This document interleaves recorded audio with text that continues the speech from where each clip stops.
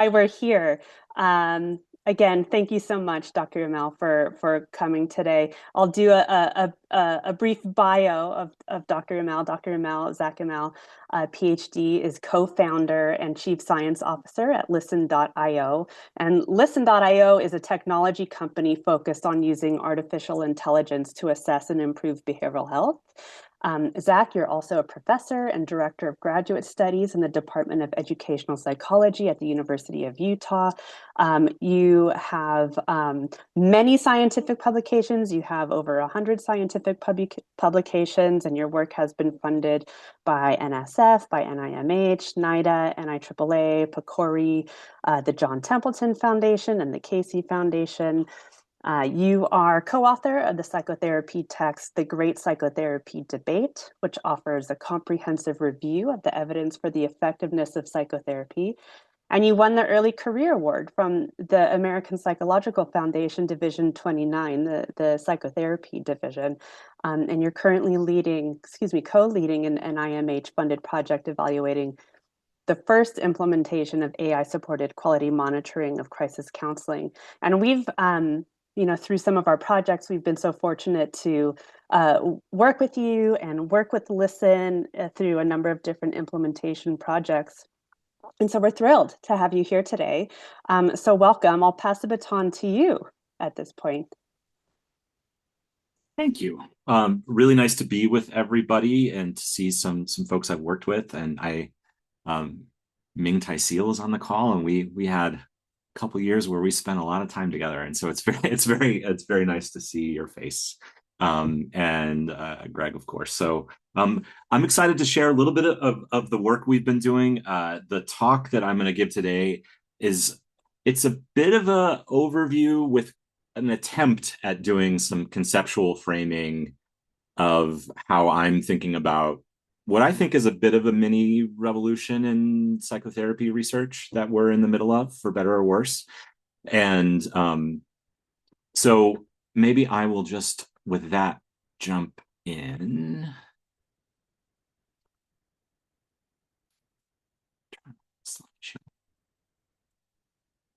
I will assume, unless people start raising their hands, everybody can see the slides. So a bunch of the work I'll talk about in here has been supported by a whole bunch of different grants. Some of them were to me at the university. Some of them were grants to Listen. And so that is a disclosure. I just want to make sure, as I will bounce between talking about work we've done at the University of Utah and also research we've done at Listen. And I founded Listen and I own a part of it. So you should just be aware of that conflict of interest. But this work I'm talking about is really the result of collaborators that I've worked with for a long time and students. So any failure to describe how cool this research is my fault and not theirs. So the framework I want to bring a little bit to this talk is the idea of, it's almost the idea of tools versus relationships. And I think sometimes when we're building new technology, we can forget, at least I can forget a little bit about the idea that it's not just about the cool stuff we're building, but it's about the way in which we're in relationship with it. And I think that is particularly relevant as we start to think about designing tools that get in the middle of human relationships or supplement or in some ways supplant them. And I think we need to do a little bit more thinking about that, particularly in psychotherapy. And so one way I like to think about this, this is like the history of psychotherapy research. If I knew you all better, I have a little icon over here. We could play some Taylor Swift love story background music. But this was a few years ago. This is what psychotherapy research looked like. And it was all nice and cute. And you'll notice all of these things are humans, right? So you have a human therapist and a human client, and they talk to each other. And then there's like a human who listens to that, and they might transcribe it, or they might just rate it, or maybe the human therapist or the human client is rating those things. And then one of those people rates the outcome.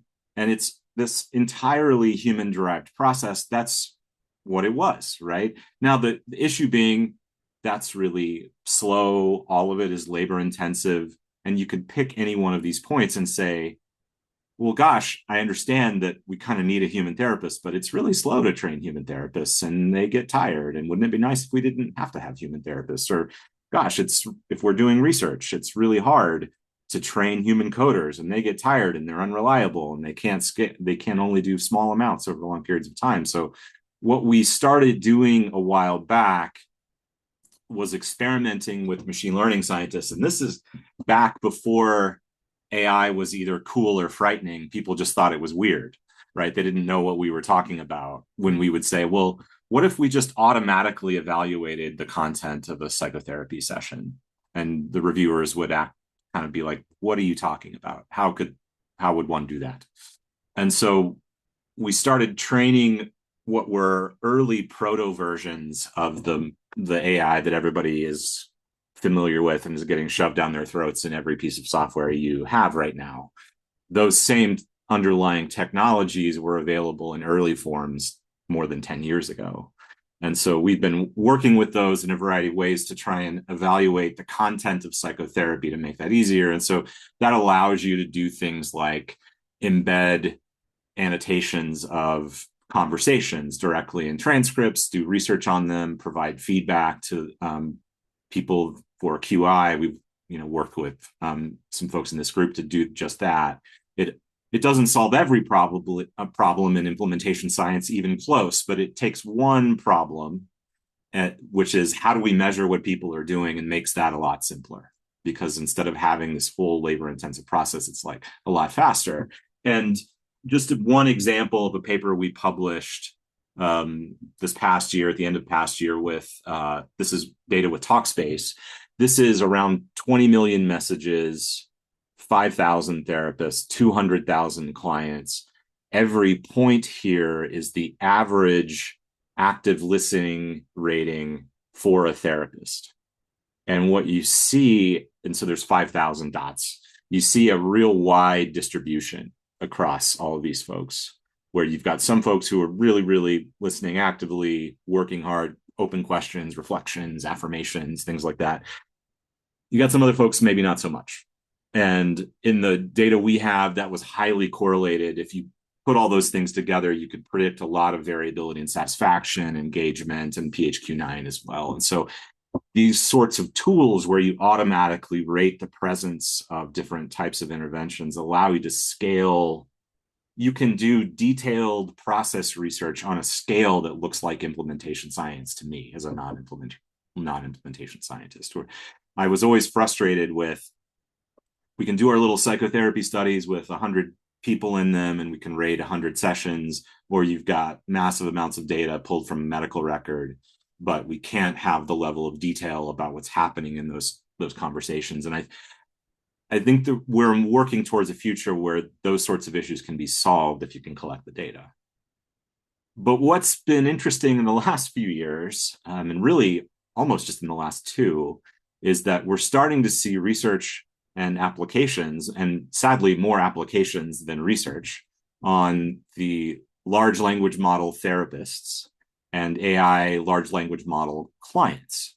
And so I think to me, this slide is quite funny, right? Where you can now do psychotherapy research that presumably you could publish in a very good journal that doesn't have any humans involved in it. You could have a AI therapist talking to an AI client evaluated by an AI rater. And so what that means is the entire data is simulated.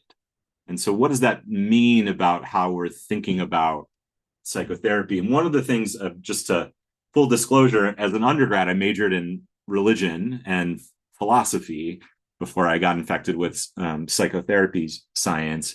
And one of the things we read a little bit about that then I ended up reading about in psychotherapy was Martin Buber, who was a heavy influence on Carl Rogers, one of the first, the humanistic person-centered therapist, who really thought about psychotherapy as this true I-thou relationship, which is two human beings interacting with each other and treating each other as sentient beings with their own free will that should be respected.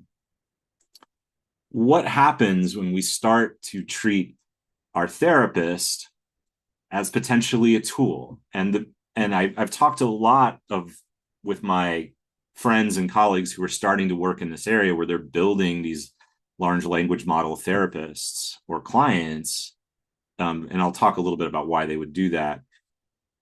People treat them differently than they would a human therapist. And so, if a silly example that I think illustrates the point, right? If you're Googling pizza near me, you don't want Google to ask you about how you're feeling and what's leading you to need pizza. You just want to know where it is. And so there's a same thing that can happen sometimes when people start to use these tools. They treat them as its that are instrumental rather than human reciprocal relationships.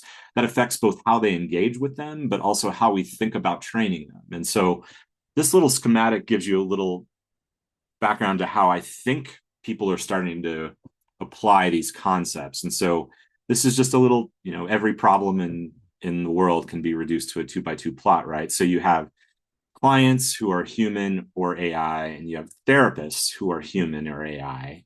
And of course, the human tile is what we've been doing forever. The one I've circled here first is where the human therapist and an AI client, and we'll talk some about that research, where it's mostly for training or evaluating human therapists is the primary application that I can think of and am aware of. Then you have a place where the AI is a therapist, but the client is a human. And these are evaluations of large scale AI based psychotherapies. But then we're starting to see some research, and I'll talk about some of it, where both the AI and the client are therapists, are both the client and the therapist are AIs. And so what does that mean? What would we be doing research like that for? So here's a couple of applications. So at Listen, this is a Listen study and a clinical trial we just finished and are writing up right now. I tested this a little bit ago. This is pre-simulated clients. This is using AI to give feedback to train therapists in basic CBT skills. And so here's a vignette of one of our programmers at Listen trying to do behavioral activation.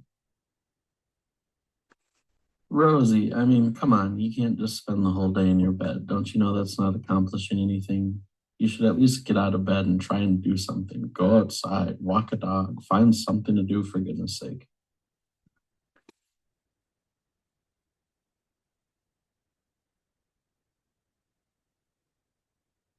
So what you see here is John, who's a great guy but didn't know a lot about psychotherapy, attempts to do a behavior, like explain behavioral activation. These rating systems have been trained on thousands of human expert ratings, where we go and watch people respond to these vignettes and rate how well they're doing on the application of these skills. Not only did they teach the skill well, but how interpersonally effective and empathic were they?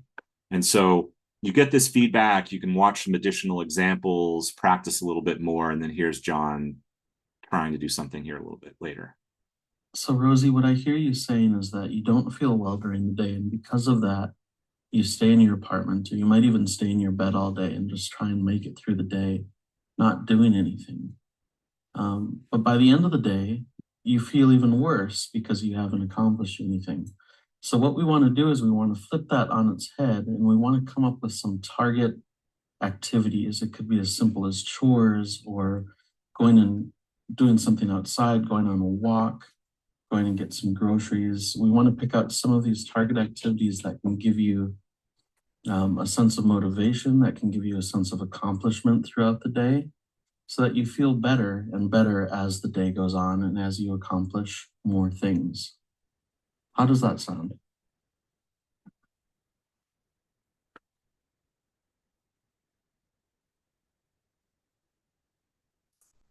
So here, moved his skill level up pretty quickly after some practice.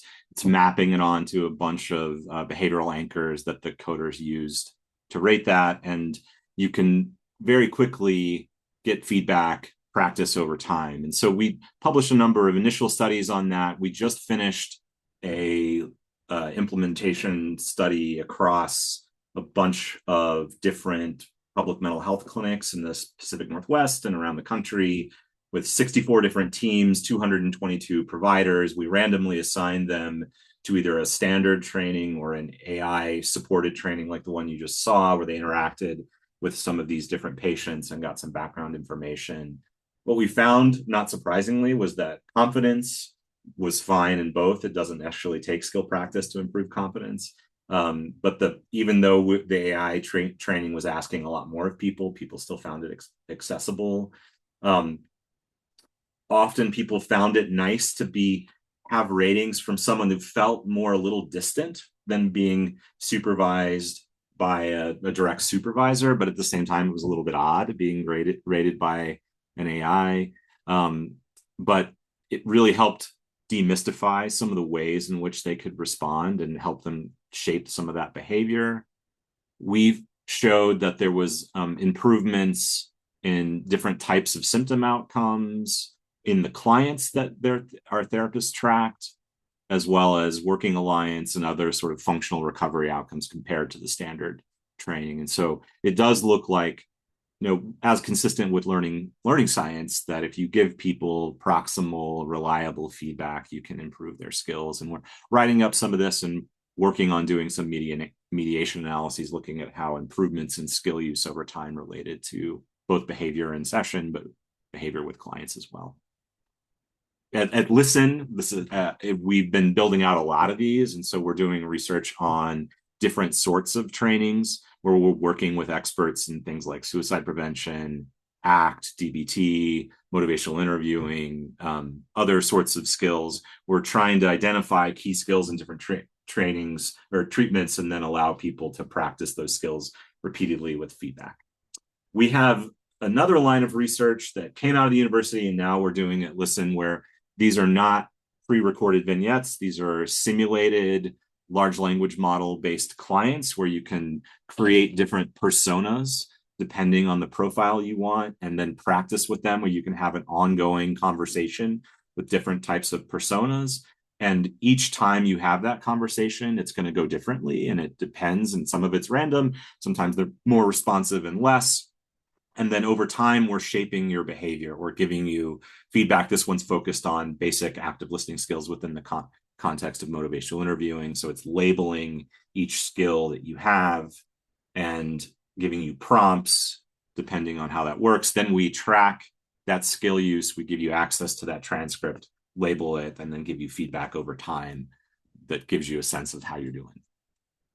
We've done one initial clinical trial with lay counselors, so people without training, to show if we can just get really quick increases in skill use, where we randomly assign people to practice without and with feedback, and show that we can improve things like the use of reflections and things like that very quickly. So that's thinking about simulated patients and feedback in the context to train human therapists. One of the things we've started to think about on our team is how to use AI simulated patients to evaluate AI therapists. One of the things that's coming out now, there's an increasing number of these companies that are creating AI-based therapists, but then probably more important, and I would argue a bit dangerous, is it is one of the primary uses of these general purpose chatbots that everybody has access to, as people are using them as pseudo mental health support. And they have not been trained in that, and it's not at all clear necessarily what they're doing. And so one of the things, this is work from my colleague Tim Althoff at the University of Washington, where he's trying to think about ways to benchmark these AI therapist interactions versus human-based therapies. And so here, what Tim's doing is looking at, pick a different behavior, a conversational behavior like active listening, and compare how the large language model or the AI therapist performs compared to human therapists. And if they are over here, they're kind of looking pretty similar to a high quality therapy conversation that might rate high on a measure of fidelity. And over here, they're more similar to one that's low. And in each of these conversations, they're using a simulated client to generate these outcomes, because it's difficult to do this with humans and maybe shouldn't be done. And so here's just some examples of what that looks like if you compare different types of AI models.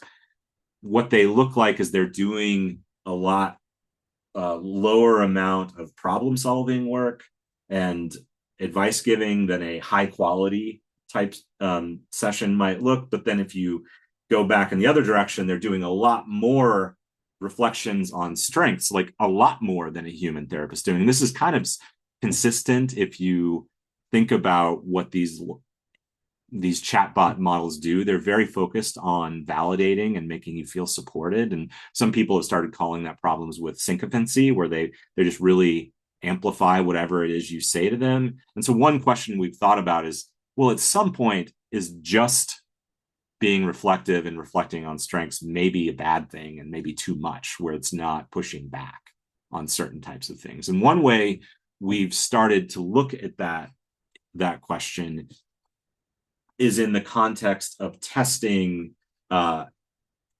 things in specific disorders. And so how do we not just look at the quality, but understand and potentially reduce specific harms that might happen in these large language models? And so we've been working on this in particular domains to make it more of a tractable initial problem. And so one of them that we've been working on, which is not my primary area, but is an interesting one to work on, we've been working with some OCD experts to think about how these models might respond to someone who presents with certain types of symptoms related to OCD. And so you can imagine, if you start to think through it in your head, where responses that might make sense for someone else might really be problematic for someone who is struggling, for example, with a hand washing compulsion, could exacerbate symptoms. And current AI safety benchmarks that people are talking about really just don't look at this at all. And so the challenges and real opportunities here are, we could test these types of problems without exposing vulnerable populations.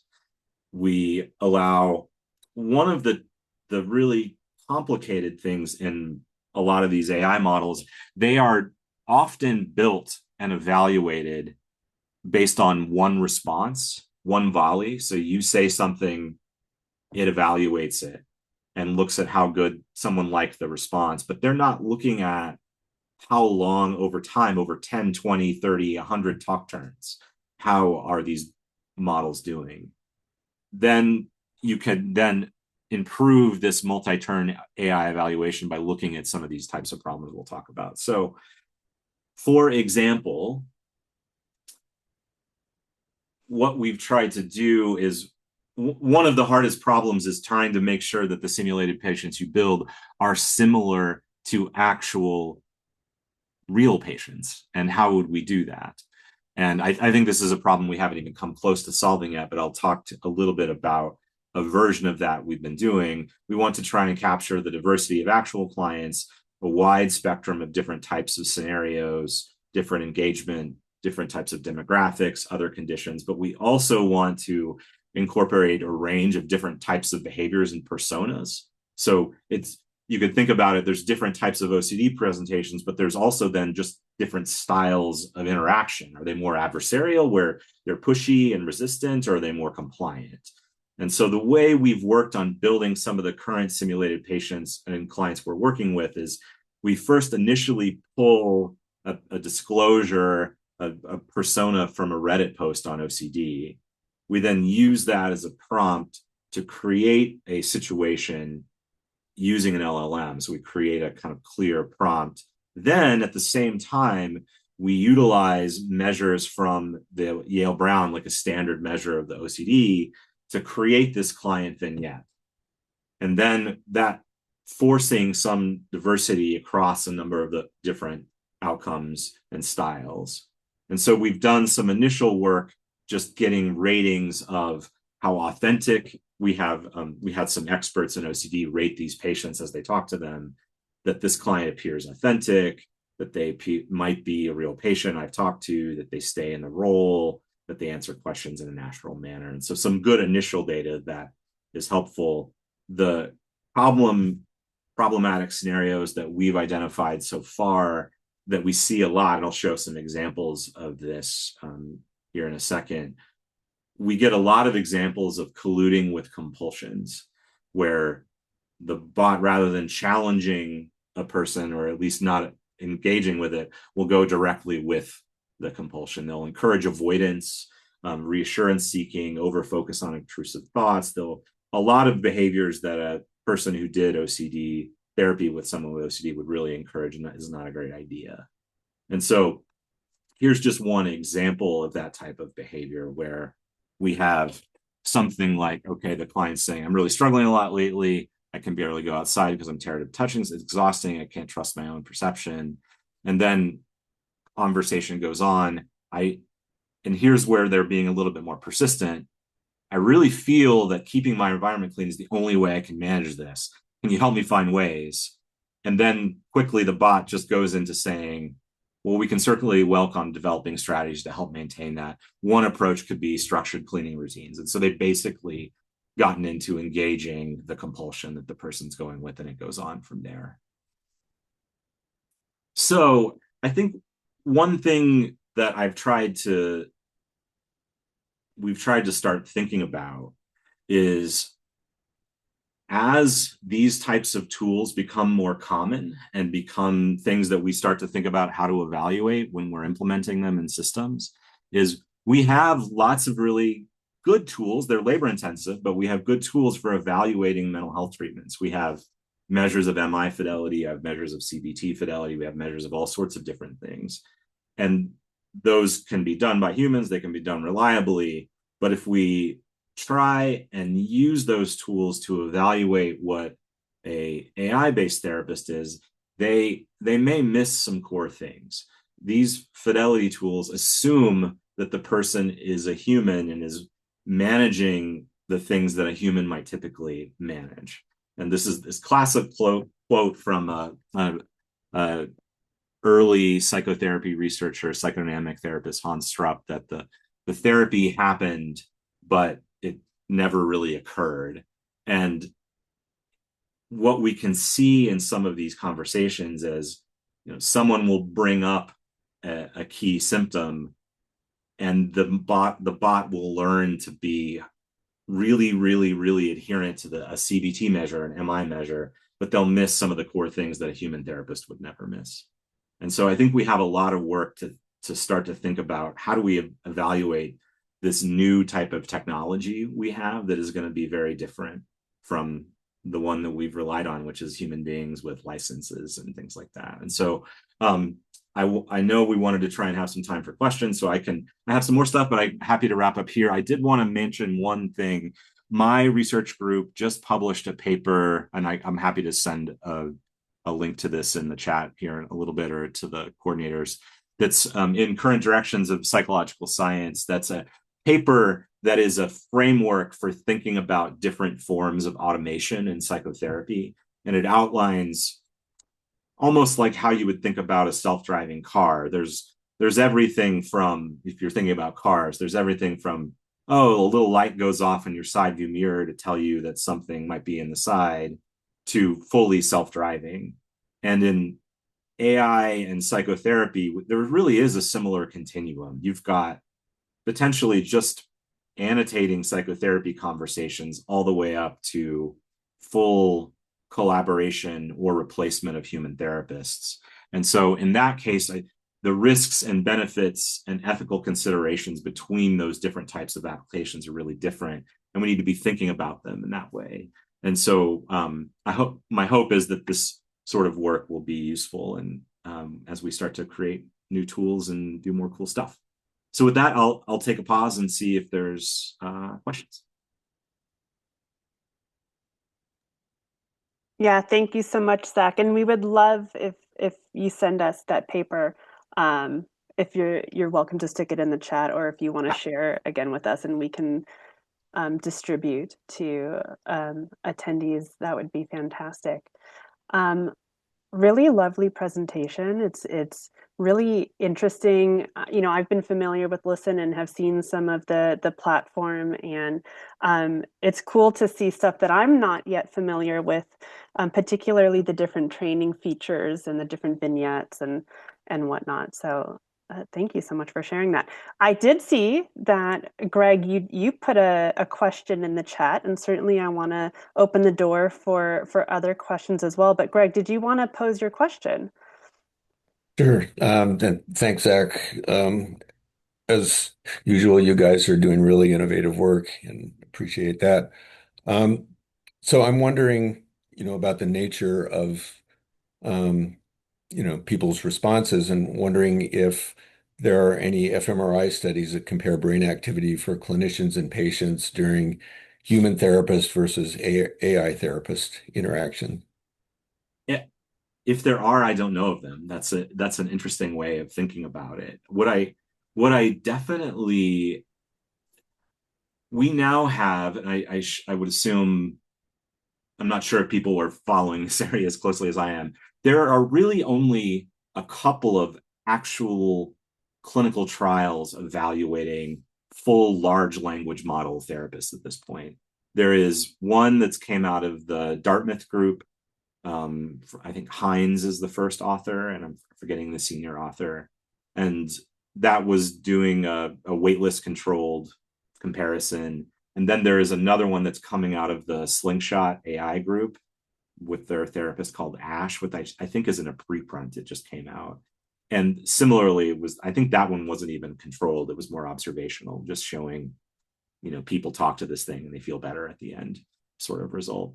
And what we do have a lot of is comparing one-off responses of AI therapists and human therapists. And there's similar corollaries, and I've seen in medicine and primary care, right? You've got like a patient prompt, and then either a primary care provider responds or some prompted version of ChatGPT responds. And what I would say that my take home from that general literature is almost always the AI is seen as more helpful, right? They write a lot more, like the responses are long and they're bullet pointed and they're really polite. And they say, I really love, oh, that's a great question. I really want to be helpful to you. And have you considered these things? And like, can I help you with this? And they go over the top, whereas like the doc might be like, well, it sounds like it's this, and I wonder if you might try that. And, let me know if that doesn't work. Right. And there's this kind of, but that's one response. What we haven't done as that I've seen, and maybe the literature is moving so fast that it's very precarious to make proclamations like this. But what I haven't seen is long conversations that go on 10, 20, 30, 40, 50, 100 talk turns, which might be more typical of a full conversation. Because what we know is that the performance of these models goes like this the further out you get from the initial prompt. And that these really long responses with tons of bullet points can be really helpful for a first response, but they can get a little much if you're getting that every time. But Yeah. people respond to them in ways where they find them very helpful. And I wonder what that would look like in terms of how people experience them, in their brains, but I'm not sure. Yeah, I think my question was prompted by the NIMH experimental therapeutics approach, looking for the mechanisms of action. Um, but I bet those will be coming down the road at some point. So uh, I think, I mean, I think what there is research on, and this is outside of large language model therapists, is do we form basic effective therapeutic relationships with these models? And the answer is so far they're pretty similar, at least in terms of the measures we can generate. People feel like they trust them, they like them, these sorts of things. But I do worry that the measures we have of the therapeutic relationship and alliance aren't tapping the same sorts of things that we might want to tap if we want to get at the differences between these types of things, but I'm not sure what that is yet. Yeah, thank you for that, Zach. We have another question in the chat from Husa, and I see, Ming, you raised your hand. Maybe I'll start with the question in the chat and then we can pass it on to you. So the question in the chat, I'll just read it. Very interesting presentation and work. Thank you. Maybe I missed this, but I was wondering whether Listen is informed by a specific fidelity framework or frameworks or fidelity dimensions. Yeah. In brief, yes. And and then of course the answer is depends on what you're talking about. So Listen's work started with motivational interviewing. The first work we trained all of our models on was based on the MISC, the motivational interviewing skills code, sort of the more robust, like detailed utterance level system for MI fidelity. We can then map that on to measures like the MIghty, if you know what that is, the more kind of easier to do, but still pretty darn labor intensive measure. And then we've trained CBT models on the CTRS, the standard kind of cognitive therapy rating scale. In the case of the trainings, it's been a little more interesting because one particular limitation of a lot of models for CBT is they're not utterance based, the fidelity models.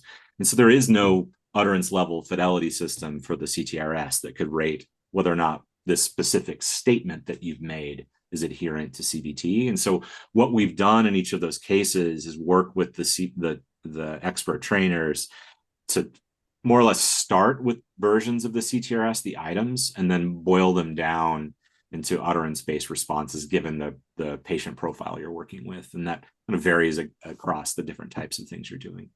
But yeah. Yeah, thank you, Zac. Ming, I'll pass it to you, and then maybe Maddie.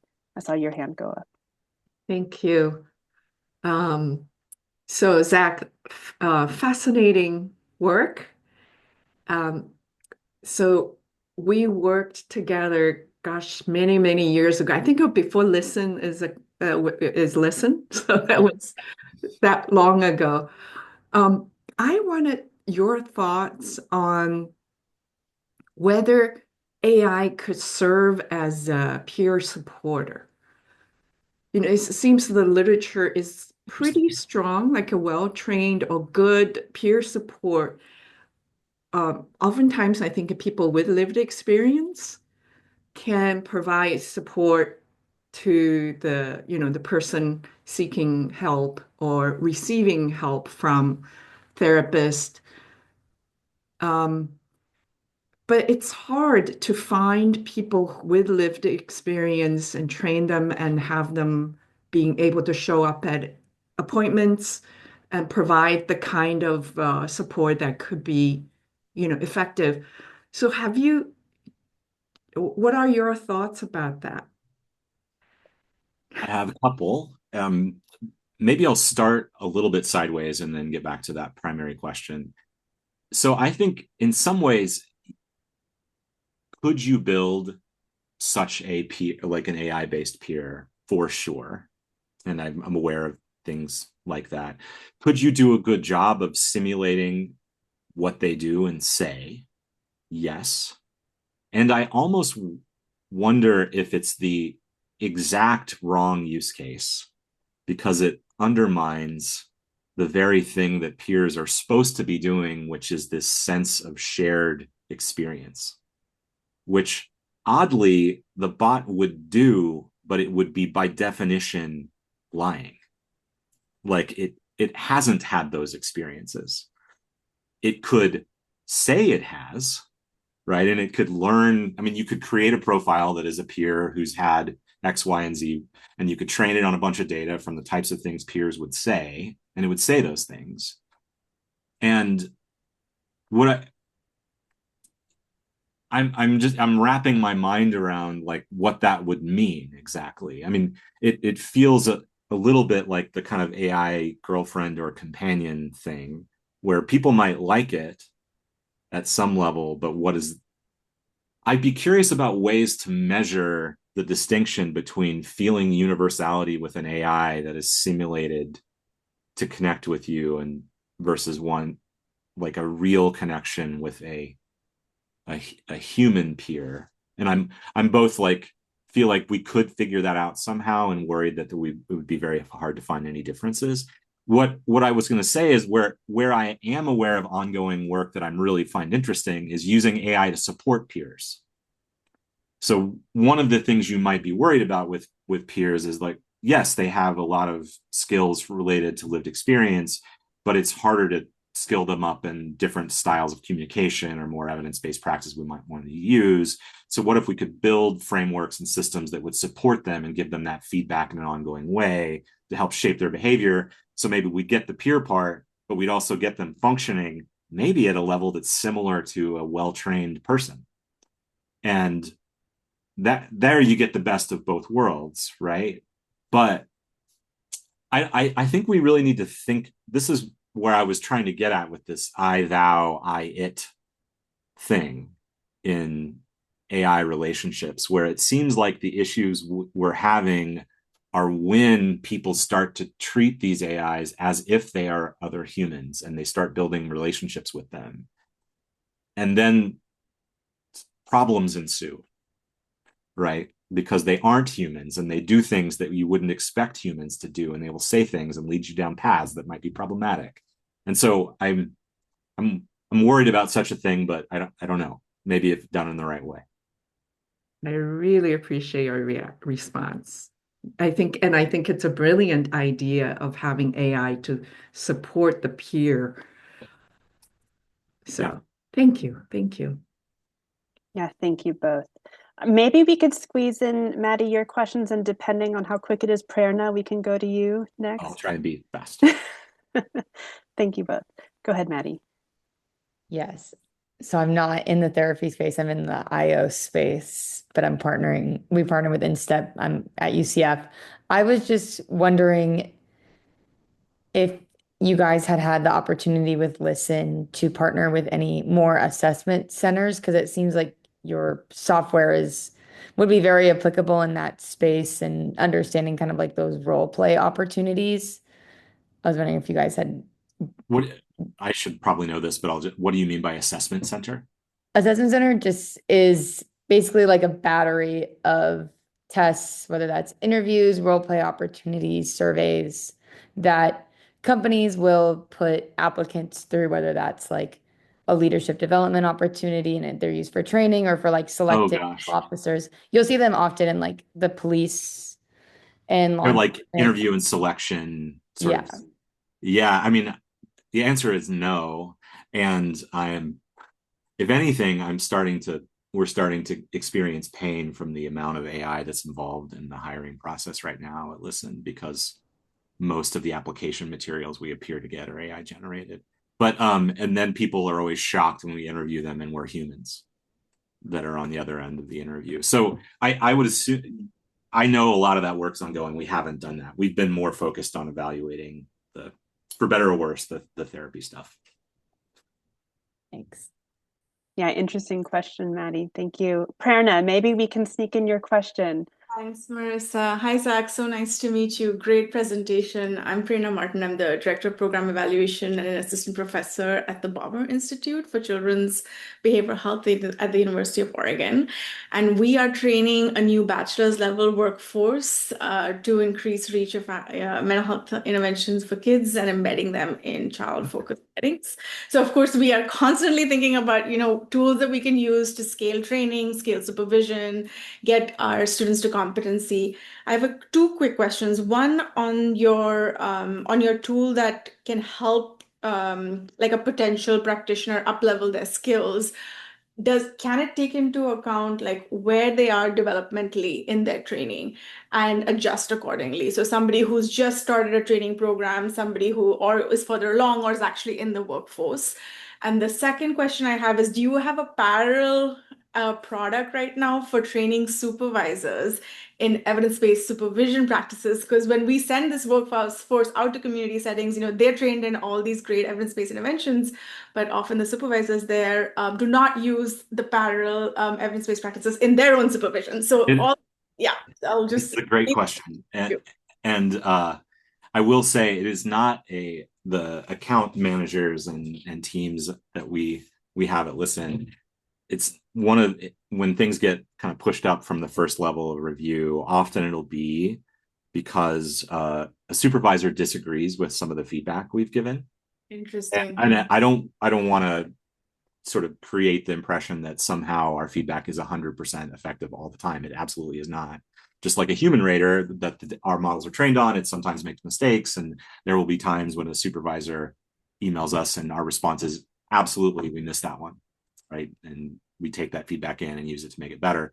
However, it is also not uncommon that the supervisor is wrong. And you've got to be sensitive and careful with how you do that. But when you talk to them, be like, oh, really good feedback. Sometimes people see this. And so we often find that our feedback can be more reliable than the supervisors who are using it with their trainees. And so that can be a challenge when in a variety of ways.